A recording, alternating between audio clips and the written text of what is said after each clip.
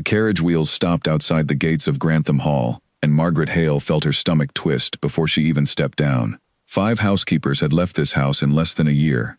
She had heard the stories in town, whispered over market stalls and church pews. The Duke of Grantham was a hard man, cold since his wife died, and no one lasted long enough to unpack their trunks.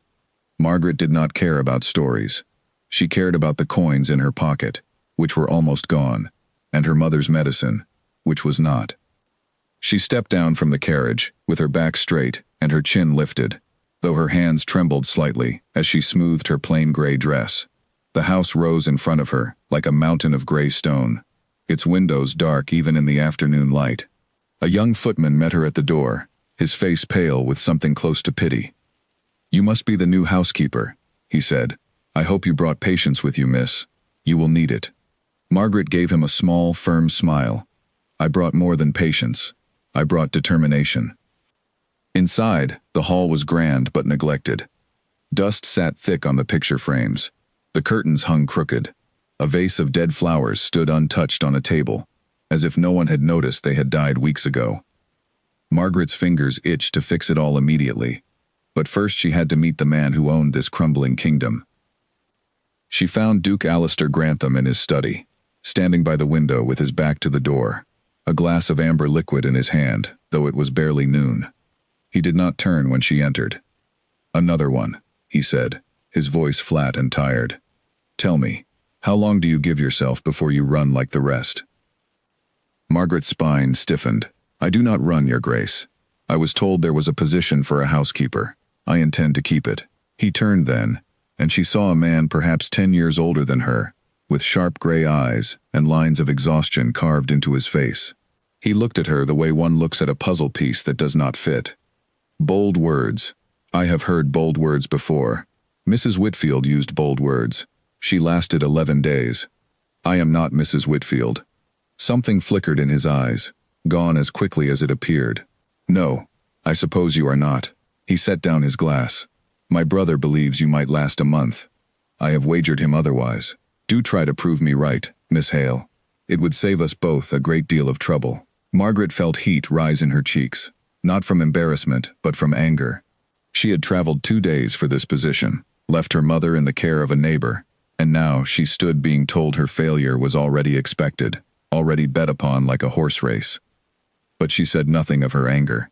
She only nodded once, sharply. "Then I look forward to disappointing you, Your Grace." He almost smiled, almost. The days that followed were a battlefield disguised as household chores. Margaret rose before dawn and worked past dark. She reorganized the kitchen, which had been in chaos for months, the cook nearly in tears from confusion and unpaid wages. She fixed the linen schedules, hired back 2 maids who had quit in frustration, and personally scrubbed the dust from the portrait frames in the main hall because she refused to ask others to do what she would not do herself. The Duke watched her from a distance, though he pretended not to. He found reasons to walk through rooms she was cleaning, to ask sharp questions about expenses, to test whether her competence was real or simply a performance for the first week. Margaret answered every question with numbers and facts, never flustered, never backing down. "You spent too much on candles this month," he said one evening, holding a ledger she had prepared. "I spent exactly what was needed, Your Grace. The previous housekeeper bought cheap tallow candles that dripped and wasted themselves in an hour. I bought fewer candles of better quality. You will spend less by month's end, not more." He stared at the numbers, then at her, as if seeing something unexpected. "You checked the household accounts of the last 5 years. I like to understand what I am fixing before I fix it." He set the ledger down without further comment, but Margaret noticed, the next morning, that the tallow candles had been quietly replaced with the ones she'd ordered in every room of the house. It was not friendship. It was not even respect, not yet. But it was something. The staff began to talk. They said the new housekeeper did not flinch when the Duke raised his voice. They said she had reorganized the wine cellar in a single afternoon, and caught the butler skimming money from the grocery accounts within her first week. They said, quietly, that perhaps this one might actually stay. Margaret heard none of this praise directly. She was too busy. But she felt the shift in the house, the way the air seemed less heavy, the way the maids smiled more easily when she passed. She had not come to Grantham Hall to be liked. She had come to earn her wages and send money home. But being liked, she found, made the long days easier to bear. Then came the fire. It started small, a spark from an untended kitchen stove catching the edge of a curtain near the pantry door. Margaret smelled the smoke before anyone shouted, and she was running before she had fully understood what was happening. She grabbed a bucket, shouted for water, directed 2 frightened maids to clear the hallway while she beat at the flames with a wet cloth. The fire was almost out when the Duke appeared, coat off, sleeves already rolled, as if he had run the moment he heard the commotion. Together, without a word passing between them, they smothered the last of the flames. The kitchen filled with smoke and silence, both of them breathing hard, faces smudged with soot. "You could have been hurt," he said finally, his voice rough in a way she had not heard before. "So could you," she answered. "Why did you come running yourself? You have a house full of staff for that." He looked at her for a long moment, something unreadable passing over his face. "I do not know," he admitted, and for the first time, he sounded almost human. "I simply came." They stood there, a moment longer than necessary, the smoke curling around them, before the moment broke, and duty called them both away. But something had shifted between them, quiet and unspoken, like the first crack of ice on a frozen lake in early spring. That night, alone in her small room, Margaret pressed her palm against her chest and wondered why it felt harder to breathe than it had during the fire itself. Downstairs, the Duke sat alone in his study, staring at the dying embers in his own fireplace, thinking of gray eyes and steady hands, and wondering, for the first time in 2 years, if perhaps not everything in his life needed to remain cold. The wager his brother had proposed suddenly felt very far away, and very unimportant. Word of Margaret's steady hand during the fire spread through the servants' hall by morning, and with it came a new kind of respect. The kind not given but earned through fire and smoke and steady nerves. Cook began saving her the good end of the bread loaf. The stable boy tipped his cap when she passed. Even Edmund, the Duke's younger brother, arrived a few days later to check on the household and found himself impressed despite his teasing wager. "You are still here," Edmund said, grinning, as he found Margaret directing 2 maids through the proper folding of linens in the hall closet. "Alistair owes me quite a sum, if you last the month." "Your brother's wagers are not my concern, my lord," Margaret answered evenly, though her cheeks warmed at the reminder that she was, in fact, still a bet to some in this house. "No," Edmund said, more thoughtfully now, studying her. "I suppose they should not be, though I confess, I am curious what changed his mind about hiring you at all." He dismissed the last 2 candidates, before they even unpacked their bags. Margaret said nothing to that, though the words stayed with her long after Edmund had gone to find his brother. She told herself it did not matter why the Duke had hired her. What mattered was the work in front of her, the wages that would keep her mother's medicine paid for, the roof that needed mending before autumn rains came, the household accounts that still needed untangling from years of neglect. But that evening, as she passed the study on her way to check the fireplace supplies, she heard raised voices, Edmund's teasing tone and the Duke's low, irritated response. "You cannot possibly still think of her as merely staff," Edmund was saying. "I saw how you looked at her in the kitchen doorway, when she was covered in soot from that fire. I have not seen you look at anything like that since. That is enough, Edmund. I am only saying, I know precisely what you are saying, and I am telling you to stop." Margaret moved quickly away from the door, her heart pounding for reasons she refused to examine too closely. She busied herself with the fireplace supplies in the next room, hands shaking slightly as she stacked the wood, and told herself it was only the cold making her fingers unsteady. The following weeks fell into an uneasy rhythm. The household ran smoother than it had in years. Meals arrived on time, properly prepared. The accounts balanced, the gardens, long neglected, began to show signs of Margaret's careful attention. Roses pruned back to encourage new growth. The old fountain finally cleared of leaves and debris, so that water flowed freely again, for the first time in what the gardener said had been 3 years. The Duke found himself lingering near wherever Margaret worked.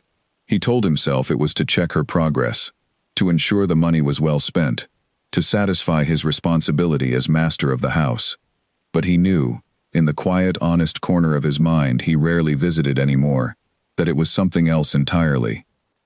He began to notice small things about her. The way she hummed softly to herself, when she thought no one was listening, an old folk tune her mother had taught her. The careful way she folded letters before sending them home, as if trying to make even paper feel gentler. The small kindnesses she showed the youngest maid, a frightened girl of 15 who flinched at loud voices, teaching her patiently instead of scolding her mistakes. One afternoon, he found her in the garden, kneeling in the dirt with her sleeves rolled up, replanting a bed of flowers that had been trampled during a recent storm. She did not hear him approach. "You do not need to do that yourself," he said. "That is what gardeners are for." She looked up, startled, then settled back on her heels, unbothered by the dirt on her hands.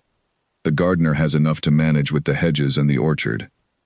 This will only take me a few minutes, and I find I enjoy it. You enjoy digging in the dirt. I enjoy watching things grow that others thought were finished," she said simply, and something in her tone made him wonder if she spoke only of flowers. He crouched down beside her, an act so unexpected that Margaret nearly dropped the small plant in her hands. The Duke of Grantham, kneeling in garden soil beside his housekeeper, his fine coat forgotten, his hands reaching for a trowel as if he had done such work before.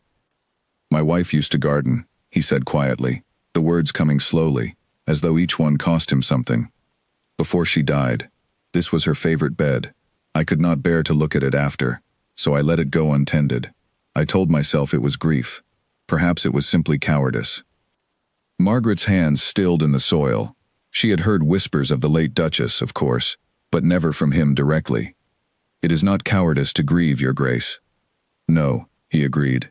"But it is cowardice to let grief become an excuse to stop living entirely. I have done that for 2 years. I did not realize it until recently." He glanced at her, and there was something raw and unguarded in his gray eyes. "You have made me realize a great many things I had stopped allowing myself to feel." Margaret did not know what to say to that. The air between them felt suddenly thick, charged with something neither of them had named aloud. She busied herself with the flowers instead, patting soil around delicate roots, her heart hammering far too loudly for such a simple task. "Your Grace," she said carefully. "I am your housekeeper." "Nothing more." "I am aware of what you are, Miss Hale," he said, and there was something almost gentle in how he said it, though also something that sounded like a private argument he was having with himself. "I am simply no longer certain. That is all I wish you to be." He rose before she could answer, brushing the dirt from his knees, and walked back toward the house without another word, leaving Margaret kneeling in the garden, with her heart racing, and her hands still buried in the cool earth, uncertain whether what she felt was fear or something far more dangerous. That night, she wrote a letter to her mother, as she did every week, filled with small details of the household and gentle reassurances about her wages and her health. But halfway through, her pen hovered over the paper, and she found herself unable to write the words that pressed against her chest. That the Duke of Grantham, a man so far above her in station that the distance seemed impossible to measure, had looked at her today as though she were something precious. She folded the unfinished letter away and told herself, firmly, that whatever she felt would pass. It had to pass. Men like the Duke did not fall for housekeepers. Not truly, not in any way that led anywhere but heartbreak. She had watched other servants, ruined by such foolish hopes, dismissed in disgrace when a master grew tired of his amusement, their reputations destroyed, for nothing more than believing a kind word meant something lasting. She would not be foolish. She could not afford to be. But sleep did not come easily that night, and when it finally did, her dreams were full of gray eyes and garden soil, and a voice saying her name as though it mattered. Weeks passed, and the wager that had once hung over Margaret's head like a shadow slowly faded into something the household no longer spoke of, at least not where she could hear. She had long since passed the 1-month mark that Edmund had bet upon, and the Duke, though he never said so directly, seemed to have forgotten the wager entirely. What remained between them was harder to name, something built slowly through shared work and quiet moments, small kindnesses that neither had expected to find in the other. Margaret found herself drawn into more than household matters. The Duke began to ask her opinion on estate decisions, at first hesitantly, testing whether she would offer more than polite agreement. "The tenant farms on the eastern edge need new fencing before winter," he said one evening, going over ledgers in his study while Margaret delivered the week's accounts. But the cost is considerable, and Edmund thinks it can wait another season. It cannot wait, Margaret said without hesitation. I have walked past those fences. The wood is rotted through in places. If the cattle break free during a storm, you will lose more in strays and damaged crops than the fencing would ever cost. He looked up at her, surprised, though less surprised each time this happened than he had been the last. You have opinions on livestock fencing now. I have opinions on most things, Your Grace. You have simply started asking for them. A small, genuine smile crossed his face, the kind she had rarely seen in her early weeks at Grantham Hall. So I have. Their conversations grew longer, stretching past household matters into subjects neither had intended to share. She learned of his daughter, Alice, a quiet girl of 8 who had grown distant from her father since her mother's death, spending most of her days with a governess and rarely seeing the Duke at all. Margaret learned this, not from him directly at first, but from the servants, who spoke of it with sad, knowing looks. One afternoon, she found young Alice sitting alone in the library, a book open on her lap, though her eyes were fixed on the window instead of the pages. You look like you could use company, Margaret said gently, settling into the chair across from her. Alice looked up, startled. Few people spoke to her so directly in this quiet, careful house. Everyone is always too busy, she said softly. Father is always in his study. Uncle Edmund visits, but never stays long. I mostly talk to my governess, but she only wants to teach me French verbs. Would you like to help me in the garden this afternoon? I have been meaning to plant new flowers near the fountain, but I could use an extra pair of hands. Alice's face brightened in a way that made Margaret's chest ache with quiet tenderness. Truly? Father never lets me get dirty. Your father is not here right now, Margaret said with a small smile, and I think a little dirt has never hurt anyone. They spent the afternoon together, hands in the soil, Alice asking 100 questions about flowers and roots and how things grew, her earlier sadness forgotten in the simple joy of the task. When the Duke returned from his ride and found them both laughing by the fountain, dirt smudged on his daughter's cheek, he stopped in the doorway of the garden, unable to move for a long moment. He had not heard his daughter laugh like that in over 2 years. That evening, after Alice had been put to bed, he found Margaret in the small sitting room where she often reviewed the week's accounts before retiring. Thank you, he said simply, standing in the doorway. Margaret looked up. For what, Your Grace? For today. For Alice. His voice was quieter than usual, stripped of its usual formal distance. I have failed her these past 2 years. I told myself I was protecting her by keeping my distance, that my grief would only burden her further. I understand now that I was only protecting myself from feeling anything at all. You have reminded me, in the span of a few months, what it means to actually live in this house, rather than simply survive it. Margaret set down her pen carefully. Grief does strange things to people, Your Grace. It is not too late to be the father she needs. No, he agreed, stepping further into the room. I do not believe it is too late. For a great many things, apparently. His gray eyes held hers, steady and searching, and Margaret felt the familiar warmth rise in her chest that she had tried so hard, these past weeks, to ignore. Your Grace. Alistair, he said quietly. When we are alone, I would like you to call me Alistair. The intimacy of the request startled her. That would not be proper. Very little about how I feel toward you has followed what is proper, Margaret. His voice dropped lower, and the use of her given name, spoken so gently, sent a shiver through her that she could not entirely blame on the evening chill.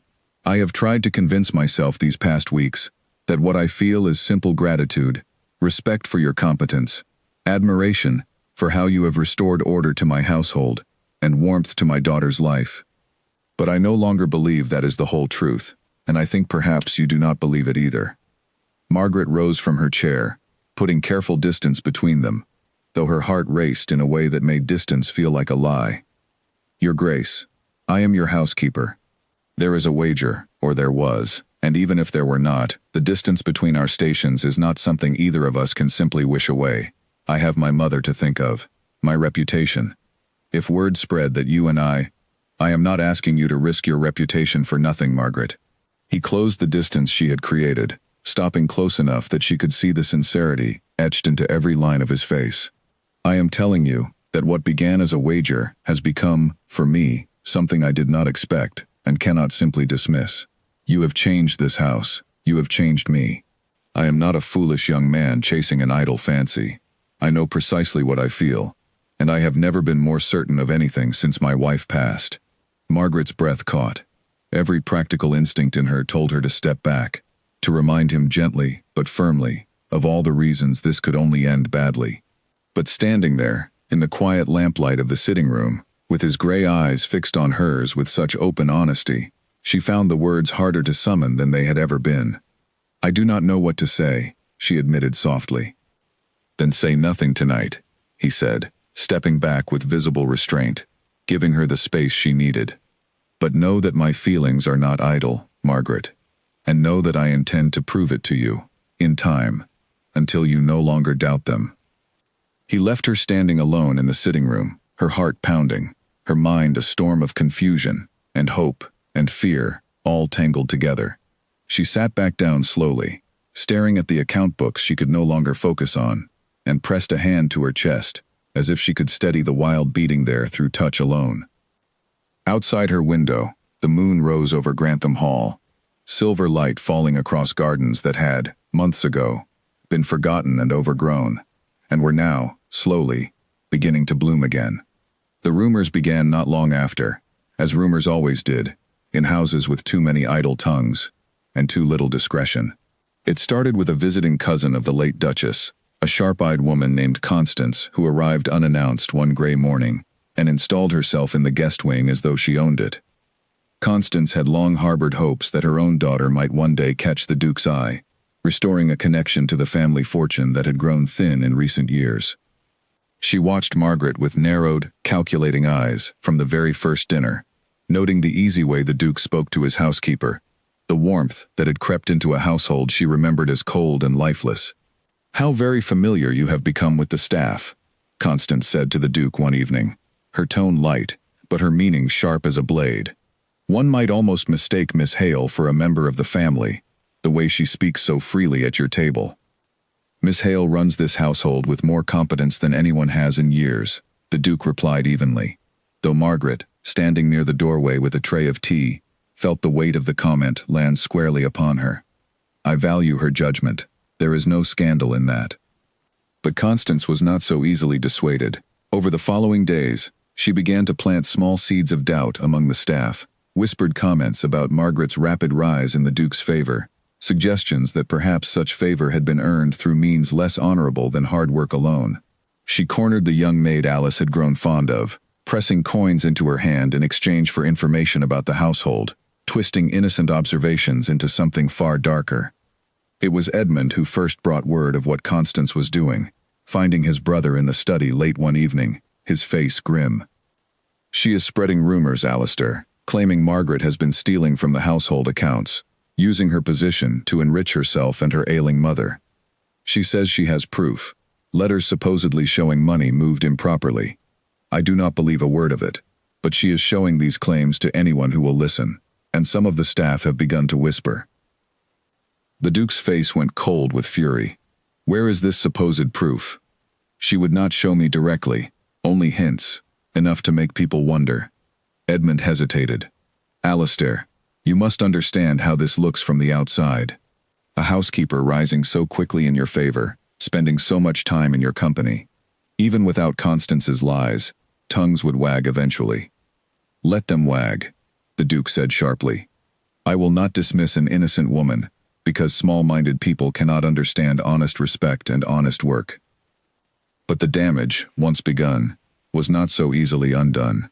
Margaret felt the shift in the house almost immediately, the way certain maids grew quiet when she entered a room, the way the cook, once warm and generous with the good end of the bread loaf, now avoided her eyes entirely. She confronted the situation directly, gathering the household staff in the main hall and addressing the rumors head-on, showing the accounts, the receipts, every honest record of her work. Most of the staff believed her, relieved to see the truth laid bare. But the seed of doubt Constance had planted did not fully disappear, and Margaret felt, for the first time since arriving at Grantham Hall, that her position here was no longer entirely secure. Worse news arrived only days later. A letter came from home, carried by a tired messenger who had ridden through the night. Margaret's hands shook as she broke the seal, and her face went pale as she read the contents. Her mother's condition had worsened. The doctor feared she did not have long without proper care. Care that required money Margaret did not yet have saved. Care that the neighbor watching her mother could not provide alone. She stood in the hallway of Grantham Hall, letter clutched to her chest, torn between duty to the household that had become, against all reason, something like a home, and the desperate need to return to her mother's side. The Duke found her there, her composure finally cracking, tears she had refused to shed in front of anyone finally spilling free. "Margaret, what has happened?" "My mother," she said, voice breaking. "She is dying, Your Grace, and I am here, hundreds of miles away, worrying about rumors and reputation, when I should be at her side. I must go to her. I do not know when, or if, I will return." Something fierce and immediate settled over the Duke's face. "You will not travel alone through the night on some rented cart. I will arrange my own carriage, my own physician if needed. Whatever your mother requires, it will be provided, and you will not face this alone. Your Grace, I cannot ask that of you."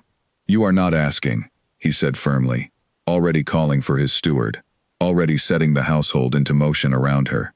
"I am telling you what will happen, because I care for you far too much to let you face this without support. Constance and her lies can wait. Nothing matters more right now than getting you home to your mother." Within the hour, Margaret found herself in the Duke's finest carriage, his own physician seated across from her with a case of medicines and instruments, the Duke himself insisting on riding alongside on horseback, rather than remain behind at the hall, unable to bear the thought of her facing this crisis without him nearby. The journey passed in a blur of worry and gratitude, Margaret's heart torn between fear for her mother and quiet astonishment at the lengths this man, once so cold and distant, had gone to ensure she would not face her darkest hour alone. They arrived to find Margaret's mother weak but stable, the physician's swift attention easing the worst of her symptoms within days. Margaret stayed at her mother's bedside for nearly 2 weeks, the Duke remaining nearby the entire time, quietly covering the costs of care, quietly ensuring the small cottage was properly stocked and warm against the coming winter, never once making Margaret feel indebted or obligated for his kindness. It was during those quiet weeks, watching him sit patiently with her mother, listening to old stories, laughing at small jokes, that Margaret finally allowed herself to admit what she had been trying to deny since the night in the garden. She loved him. Not the Duke of Grantham, master of a great estate, but Alistair, the man who knelt in dirt beside her, who mended his relationship with his daughter, who rode through the night to ensure a housekeeper's mother received proper care. But even as her heart opened fully to that truth, fear crept in alongside it. Constance's lies still lingered back at Grantham Hall, waiting like a shadow. Margaret understood, with painful clarity, that loving a duke changed nothing about the world's expectations. The scandal that would surely follow, the reputation she risked ruining not just for herself, but for her mother, now dependent on the stability Margaret's wages provided. As they finally prepared to return to Grantham Hall, her mother recovering steadily, Margaret made a quiet, painful decision. She would return, finish her duties honorably, and then, before the rumors grew too large to contain, she would resign her position and disappear quietly from the Duke's life, sparing them both the scandal that loving each other honestly would surely bring. She did not tell him of this decision.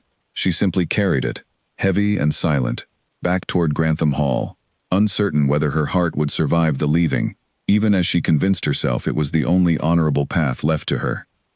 The return to Grantham Hall brought Margaret face to face with exactly the trouble she had feared. Constance had not remained idle during her absence. In the 2 weeks Margaret spent at her mother's bedside, the scheming cousin had grown bolder, forging a letter that appeared to show Margaret requesting an improper sum of money be transferred to her mother's account under false pretenses, dressing simple charity as theft. She presented this forged letter to a small gathering of local gentry during a dinner meant to welcome the Duke back into society after his long mourning, timing her accusation for maximum humiliation. The room fell into stunned murmurs as Constance read aloud what she claimed was proof of Margaret's dishonesty, her voice dripping with false sympathy for the Duke, so cruelly deceived by a woman beneath his station. Margaret, arriving back only that afternoon and unaware of the gathering, walked into the drawing room just as Constance finished her performance and felt the weight of dozens of judging eyes turned toward her at once. "There she is now," Constance said with poisonous sweetness.